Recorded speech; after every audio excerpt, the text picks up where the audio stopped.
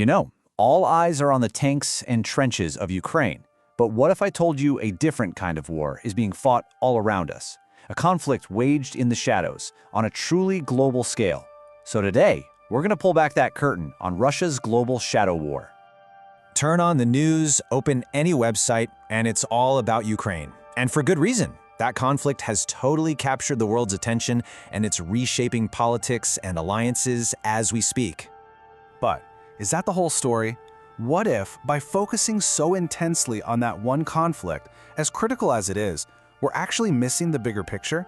What if Ukraine is just one very visible piece of a much larger, more complicated puzzle? So here's how we're going to break it all down. First, we'll look at the playbook Russia uses for these conflicts. Then, we're going to travel to some of the forgotten battlegrounds where this is all playing out. We'll uncover the unseen toolkit of modern warfare and see how it all fits into a global chess game. And finally, we'll get to why this shadow war really truly matters to every single one of us. Okay, so to really get what's going on, we've got to understand the strategy behind it all. Let's start with the proxy war playbook. These are basically the fundamental rules of this invisible game. Right. It's a term you hear thrown around all the time, but what does it actually mean? What does it look like in the real world? Let's break it down. At its core, think of it like this. It's conflict by remote control. It's when a major power, say Russia or the United States, wants to achieve something in a region, but they absolutely want to avoid a direct, potentially catastrophic war with another big power. So what do? They back opposing sides in a local conflict. They supply them with weapons, money, intelligence, everything but their own uniformed soldiers. And look, it really just comes down to three key players in this game. First, you've got the sponsor nation. That's the great power pulling the strings from way behind the scenes. Then there's the local actor. They're the proxy on the ground, doing the actual fighting and dying. And finally, you have the geopolitical goal, the prize. This could be control over resources, a key shipping lane, you name it. That's what they're all fighting for. So you might be asking, why fight this way? Why not just go in directly? Well, for the sponsor nation, the upsides are huge. First off, it's cheaper, way cheaper, in both blood and treasure. It also gives them something called plausible deniability, which is just a fancy way of saying they can stand on the world stage and say, hey, wasn't us? And maybe most importantly, it avoids a direct military clash between nuclear-armed countries. It's about getting what you want with way less risk. All right, so we've got the playbook. Now, where is this game actually being played? Well, far away from the media spotlight, the board is set on a number of what you could call forgotten battlegrounds. You know, these conflicts don't just ignite out of nowhere. They take root in very specific conditions. We're talking about regions that are already shaky with a lot of political instability, or nations that happen to be sitting on a ton of strategic resources, like oil or rare earth minerals. Or maybe they're located at a geopolitical choke point, one of those vital arteries for global trade.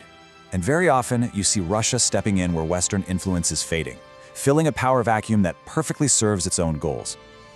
But here's the thing. Fighting on these modern battlegrounds isn't just about arming proxies anymore.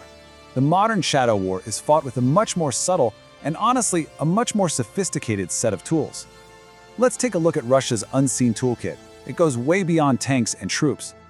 We all know what seen power looks like, right? It's tanks rolling across a border, it's soldiers, it's the sound of airstrikes. It's loud, it's obvious, you can't miss it. But unseen influence? That's a whole different ballgame. It operates in the digital shadows. It's disinformation, it's sneaky economic deals, it's crippling cyber attacks, and it's the use of deniable mercenaries. Think about it.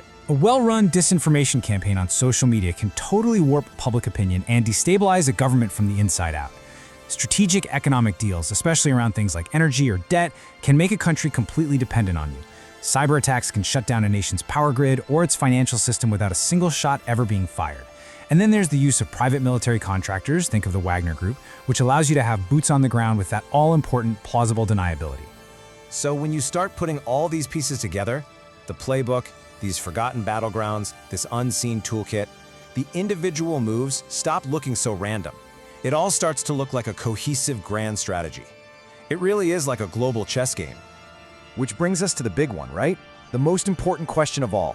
With all these pieces moving all over the globe, what is the ultimate goal? What is the end game here?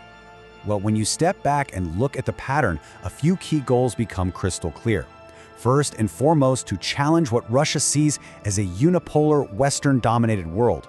Second, to lock down access to vital resources and those all-important warm water ports. It's also about setting up new military and political footholds in places like Africa, the Middle East, and Latin America. All of this creates leverage for high-stakes negotiations, and honestly, it gives them a real-world lab to test out new weapons and new tactics. And this really puts the sheer scale of the ambition into focus. As one source put it perfectly, the ultimate objective is not just to win battles, but to reshape the global order itself. We're not just talking about winning a conflict, we're talking about changing the fundamental rules of the international game. Now, I know this can all feel huge, abstract, like some grand chess match being played millions of miles away. So let's ask the most important question. Why should any of this matter to you? Let's bring it right back home. Because these seemingly distant conflicts create very real ripple effects that reach all of us. This strategy fuels instability in parts of the world that are already fragile, leading to humanitarian disasters and refugee crises. It directly messes with the global prices of energy and food, and that hits every one of us in the wallet. It also chips away at the international laws and norms that give us some baseline of stability. And at the end of the day, it just makes our entire world more volatile and a lot less predictable. So what this all really tells us is that the very nature of conflict is changing. The 21st century battlefield isn't just a physical place anymore. A lot of the time, it's invisible. It's waged in cyberspace, on our social media feeds, and in the hearts and minds of people all over the world. And that leaves us with one final, really challenging thought to chew on. In a world of unseen influence, where victory isn't measured in captured cities, but in shifting alliances and viral stories, how do we ever really know who's winning? Thanks for joining me.